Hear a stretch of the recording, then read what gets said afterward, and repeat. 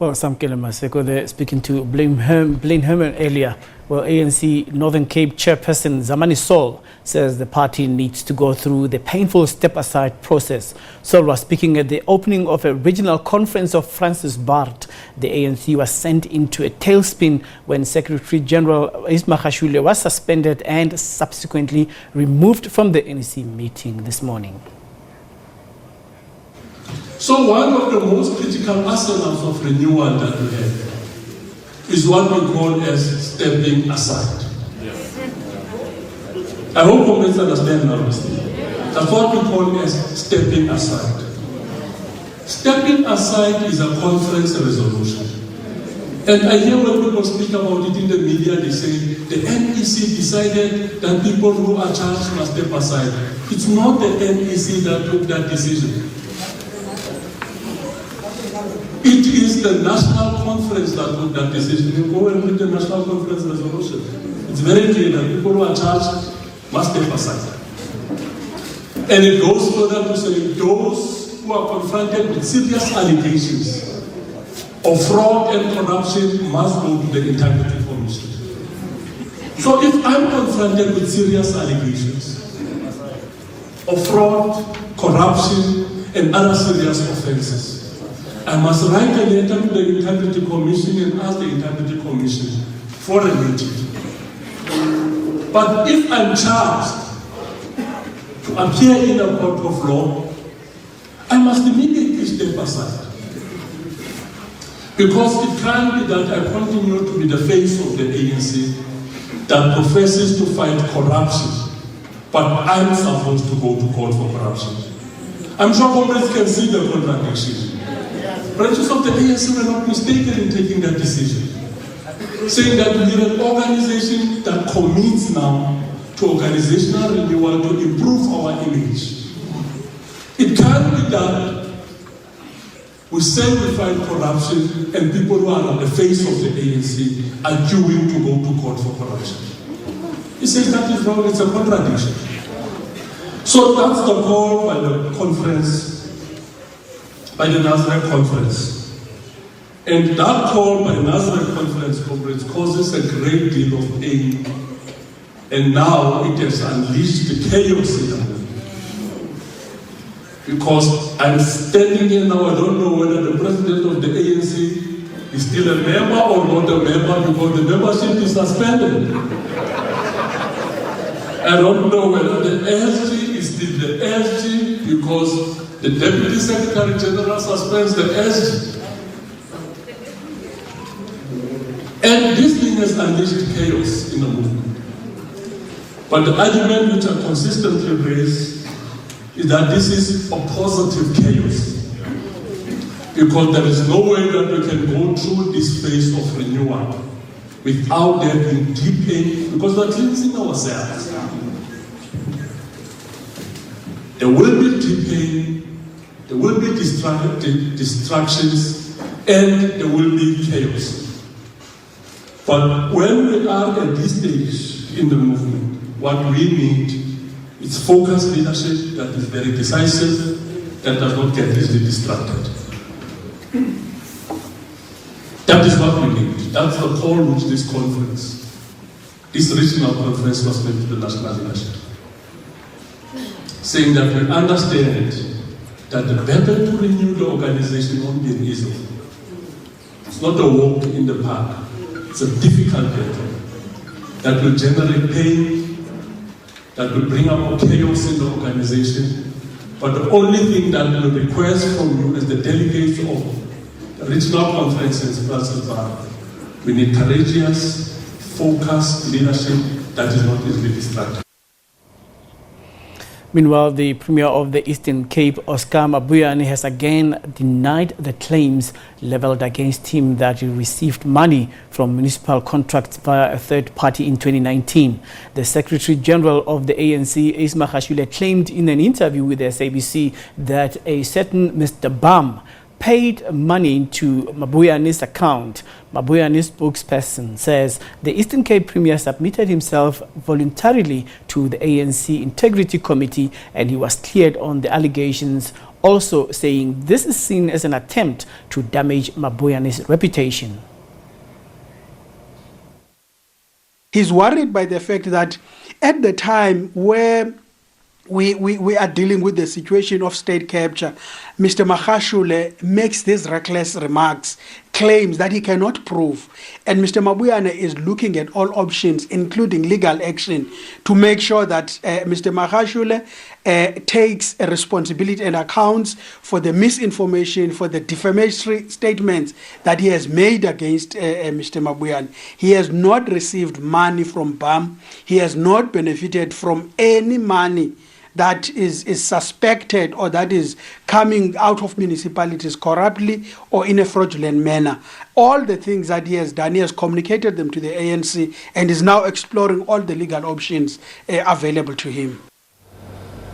Now, let's get analysis on these developments. We joined via Skype by Xolani Dube, who is a political analyst. Good afternoon to you and welcome. Let me humble myself to you as well as to the viewers. Yeah, well, I mean, let's start off with Magashule being kicked out in the virtual NEC meeting. What do you make out of that? Look, we have to accept that ANC has turned itself into a madhouse. And so anything is expected from those people. You know, we are no longer surprised. And for the past 4 days, we've seen a kind of madness, really, in form of letters from the secretary, deputy secretary, and so forth. And so we as the public, you know, we have become numb to this kind of communication that the ANC always display in front of us. And so I think South Africans have washed their hands and they are saying, look, we can expect anything from ANC. And so there's nothing that still surprised the South Africans now. Well, if one were to disagree with you and say, if you look at the ANC as now a madhouse, what if it's like the ocean and it's cleansing itself? Look, these people, they told us about the RDP of the soul, if you remember very well. And then from there, they went to the new cadre. And now they are dealing with step aside. This is another concept, you know. And moreover, you know, we have lots of commissions since 1994. And these commissions are dealing with the rot that is there in the ANC.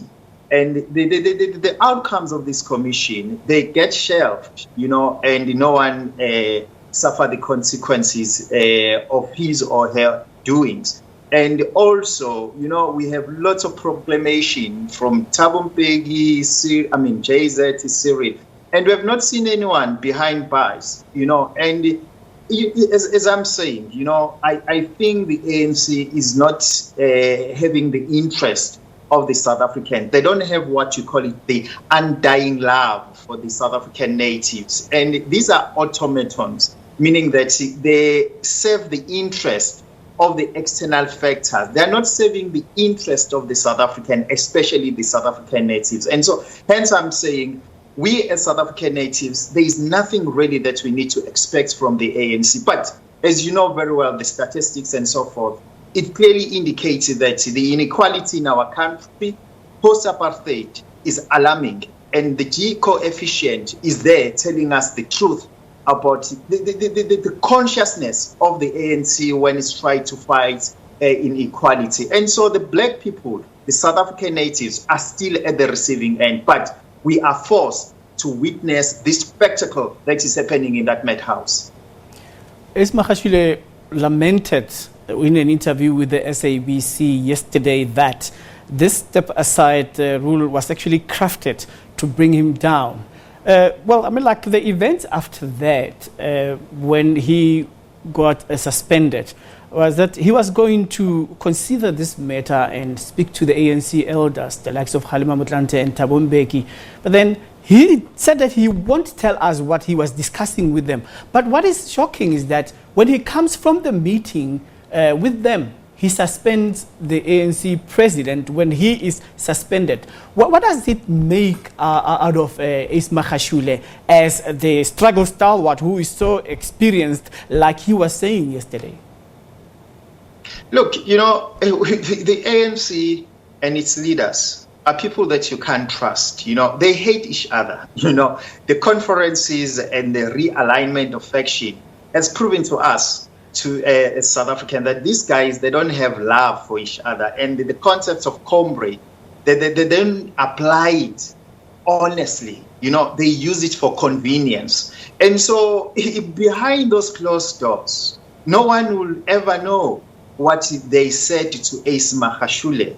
And what gives Ace Magashule so much courage and conviction to go and deal with the president. And bear in mind that, it's such a contradictory that he go back and consult people who were chased out of the ANC, because he's the same ANC that told us that Thabo Mbeki is someone who's not desirable to be part of the collective. And also is the same ANC told us that, look, Jacob Zuma is not a desirable person to proceed being the president of the country. And it's the same ANC that said in Mangaung, Kgalema, we are not fit to lead us, we want Siri. And it's the same ANC that told us that, hey, Matthew Poswa, you don't have capacity to lead this organization. How dare can they say the incumbent secretary must go back and seek counseling and wiseness from the people who have been disposed by the same organization? That's why I am saying this ANC is a madhouse. This ANC has got no vision on how to take us forward, but it serves the interest of the minerals energy complex. The mineral energy complex is the one that is taking this ANC to the sinkhole. Yeah, well, one would say that you have a point when you refer to the people that Ace Magashule was consulting, especially with the history of his political track record in the Free State, where he was overlooked a number of times when he wanted to be a premier after Terale Kota or Musiwale Kota, and more so that the late Winky Direko was actually positioned there as a premier to neutralize the political turmoil that was there. So now, when you look at the lamentation by Ace that is being victimized by a factionalist ANC, and saying that his phone is tapped, he's being followed. And he mentioned something about being arrested and being put in a police cell and being poisoned and dying after 4 months. If you remember that statement well, one can just maybe probe into this and pick your brain. Who wants to kill Ace? Who is following Ace? And what for? Look, you have to understand that this is not for the first time that a leader of the ANC makes such kind of allegations. And remember, towards Polokwane, it was Plain Zimande, it was Vavi, it was Putima Namela, it was Zizi Godwa, it was Fikile Mbaulula, it was Julius Malema, who took the podium and informed us South Africans that Thabo Mbeki is using state resources against his own comrades. The same lot told us that, look, the judiciary and the security cluster is being twisted to fight factional wars. And so this is the continuation of a native on native hatred, on a native on native violence. The question that we have to ask ourselves, for how long are we going to be subjected to this chaos, to the same old script with different characters? Hence, I am saying ANC is not in charge of itself. ANC is serving an external forces interest. And that external forces interest keep on twisting their head around, and that external force, of which is the mineral energy complex, is the one that choose and decide who is supposed to ascend into the highest position. And the same minerals energy complex, they create a narrative, as you can see today, like we've witnessed before about Thabo Mbeki. It was Puti Manamela who told us that Thabo Mbeki must go to Hague and be sentenced there for HIV and AIDS issue. And also, we've heard people saying Zuma must fall, he must go to court. There is this narrative that says black leaders must be disposed, must be jailed. And this narrative now again is creating another poster boy of corruption. And that poster boy of corruption that we have today is Ace Magashule. But in a country like South Africa, we have to ask ourselves, is the issue of a slave and a master relationship has been redefined? Because we know that relationship is based on issue of class and skin pigmentation, meaning race. And so we are not surprised that it was Thabo Mbeki, it was Jacob Zuma, today's Ace Magashule. I can assure you, in future, it will be another black person. All right, let's look at procedural law within the internal procedures of the ANC with regards to suspension. He said that he appealed his suspension. Now, when he's appealed this suspension, what does it mean for him when he awaits the outcome and as far as the implications of stepping aside are concerned?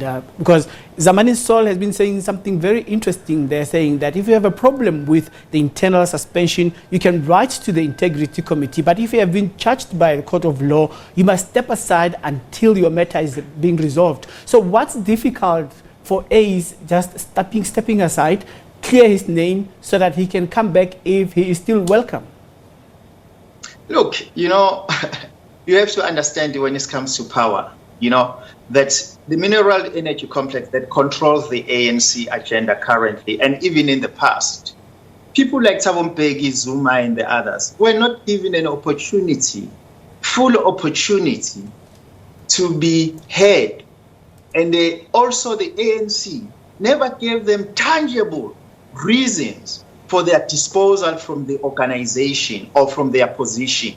And so what you have to accept is that mineral energy complex is very brutal. Whether you have a valid reason or not, if they don't want you, they don't want you. And so whatever thing or whatever that you are going to say, trust me, is not going to help you. Today, look at the factions of the ANC. We know it very well that the whole lot is corrupt equally. But there are those who have been decorated as the posters of corruption, and there are those who have been sanitized as the immaculate people who are supposed to lead us. But as citizens, we know that there is a verdict from the public protector about Phil Mbalula. And there is a verdict, there is a findings about Sbongsen Dlomo. But because they belong to a particular faction, the media as well as other forces will never send them to the altar. They choose certain people so that the agenda of the ruling class is intact. And so the squabbles that you see in the ANC is not going to stop, because the ANC itself is not having a mission, is not having an agenda. The agenda of the ANC is being scripted outside the organization and thrown into the organization. And then the natives, they start to be at each other's throats to represent the agenda of external forces. Okay. Because if ANC was a homogeneous, a focused organization, we're not going to talk about step aside. We're not going to talk about all these things. National Party was in power for 49 years, if I'm not mistaken. Us, we are at the 27th year. Tell us, what agenda do we have? What can we produce? Or what can we show the next generation? What we've achieved in the 27 years, except internal fightings, except knowing that Thabo Mbeki, he killed people through HIV and AIDS, except that Jacob Zuma was being captured by the Guptas, and also that the Eastern Dairy issue of Ace Magashule. The problem that we have is the lack of consciousness and the will from the governing party to take the historical mission of the natives forward. Right, as we wrap, I have very little time. I need a brief response from you from what you have just said about what one can interpret as selective reporting by the media when it comes to corruption allegations against some political figures. So is this now a homework for the media to do a homework and reflect on the way they report about prominent and non-prominent leaders of the ANC who've been implicated in corruption, so that the statement made by Ace Magashule yesterday that you guys are captured cannot be questionable?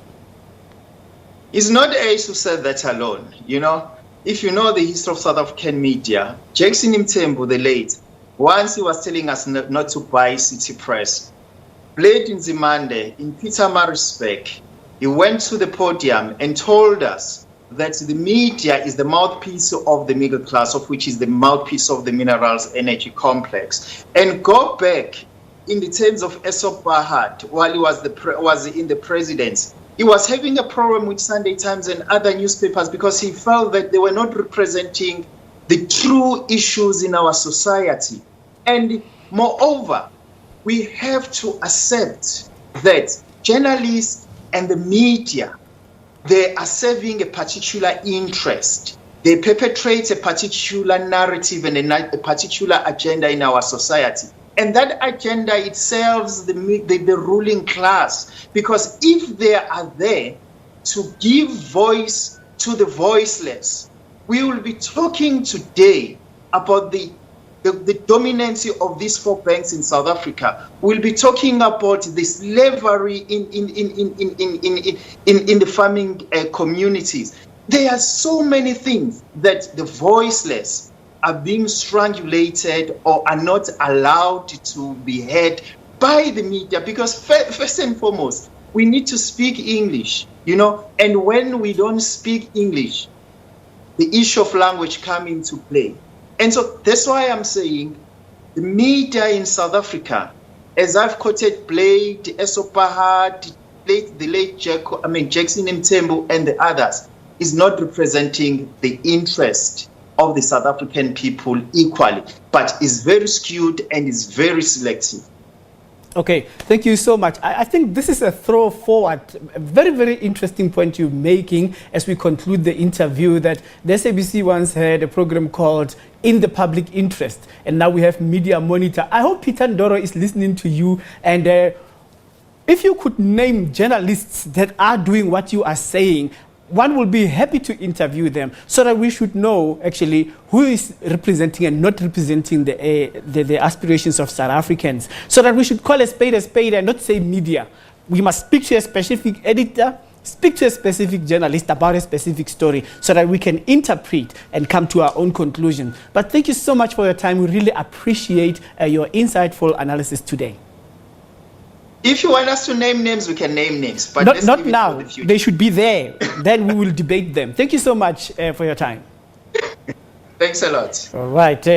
Well, Amilak, quite a very interesting view there from Xolani Dube, who is giving us an analysis on the current developments in the ANC and concluding on a high note about something that concerns us as journalists. And we should definitely take responsibility if we are doing the wrong things as journalists. That will be an interesting debate. Let's take a break.